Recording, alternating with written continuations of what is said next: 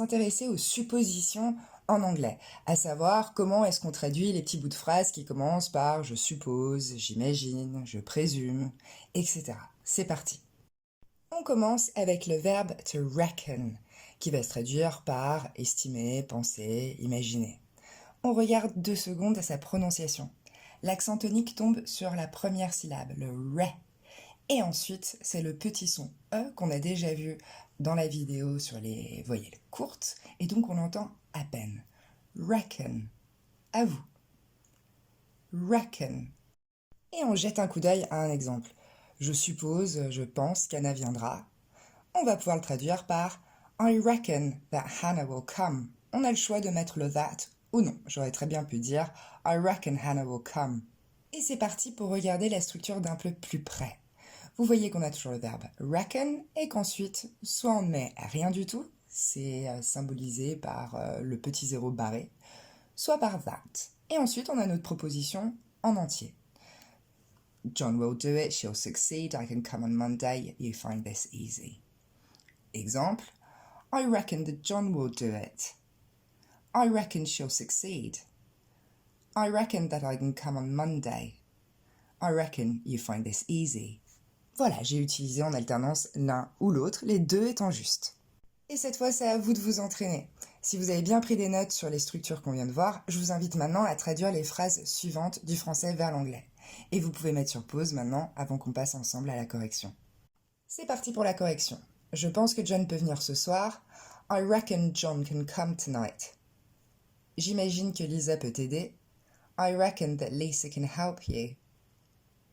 John estime qu'on va réussir. John reckons that we will succeed. Camille pense que son hôtel ouvrira en mai. Camille reckons her hotel will open in May. Christophe imagine qu'il pourra vendre beaucoup de pizzas.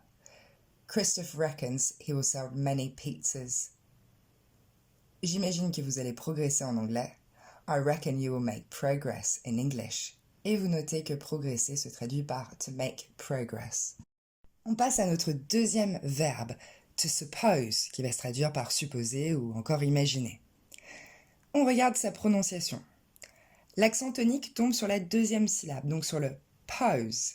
Et la première syllabe, c'est ce son E, non accentué. Pour le O, vous avez comme référence le O de show ou le O de no. Et voilà, maintenant vous allez répéter après moi. Suppose. Encore une fois. Suppose. Et on jette un coup d'œil à un exemple. Je suppose ou j'imagine qu'Anna sera d'accord. Tout simplement, I suppose Hannah will agree. Ou encore on peut rajouter le that. I suppose that Hannah will agree. Et maintenant, on jette un coup d'œil à notre structure pour bien la comprendre et voir qu'on peut la transférer à tout un tas d'autres contextes. Donc derrière suppose, soit on met that, soit on met rien du tout. Et je vous propose les variations suivantes. I suppose John will do it. I suppose she can succeed. I suppose children can come. I suppose you find this easy. Et j'en profite pour vous introduire cette petite phrase quand quelque chose a déjà été dit et qu'on veut confirmer en disant ouais, j'imagine, ouais, je suppose. En anglais, on va utiliser I suppose so. Yeah, I suppose so. Et c'est parti pour vous entraîner un peu avec le verbe to suppose. Je vous invite maintenant à mettre sur pause, traduire vos énoncés et on se retrouve pour la correction. Correction. Je suppose que Leslie est un peu bête. I suppose Leslie's a bit stupid. Je suppose que John appellera le client. I suppose that John will call the client. Je suppose que tu as raison. I suppose you're right. Je suppose que vous allez progresser en anglais. I suppose you will make progress in English. Et enfin, la petite phrase qu'on avait vue ensemble, oui, je suppose. I suppose so.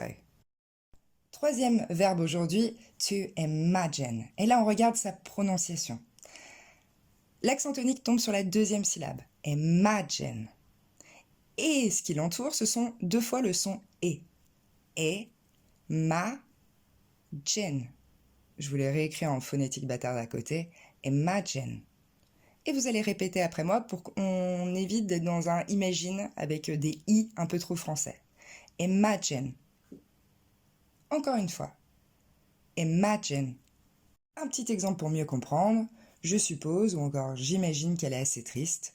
I imagine she's quite sad. Ou encore I imagine that she's quite sad.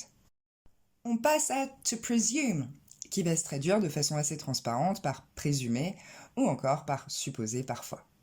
On regarde sa prononciation. L'accent tonique tombe sur la deuxième syllabe, to presume.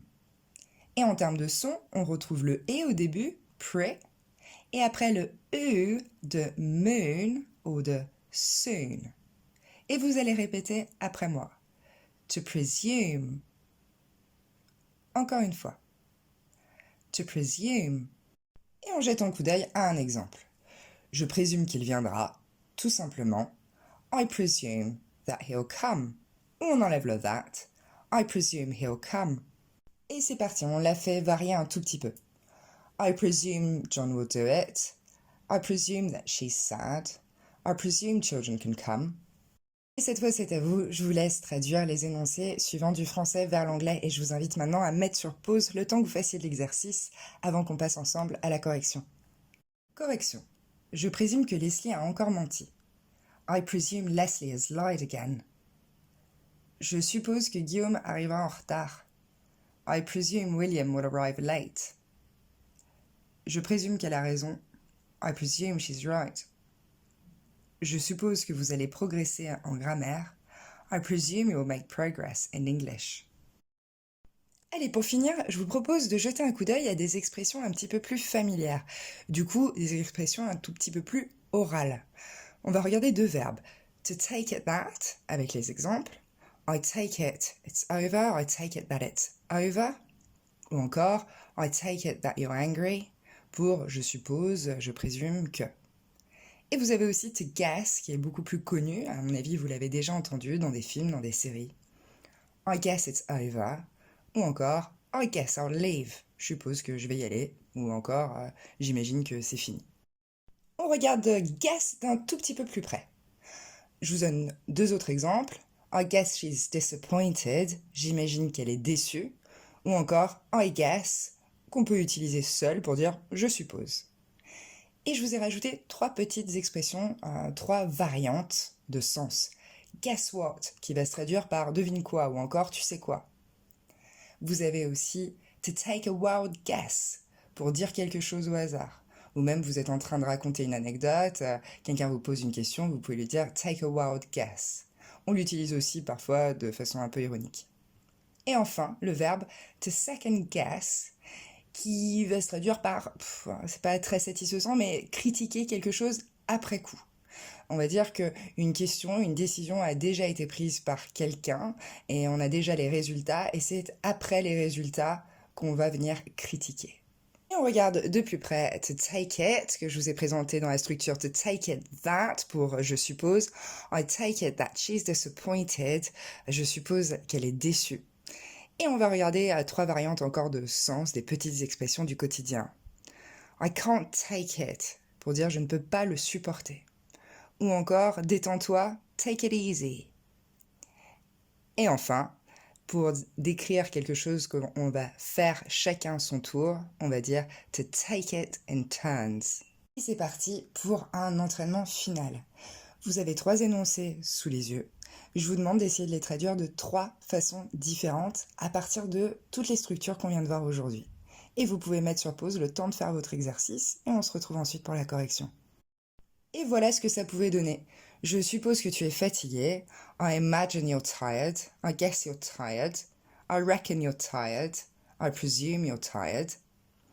J'imagine que tu veux venir.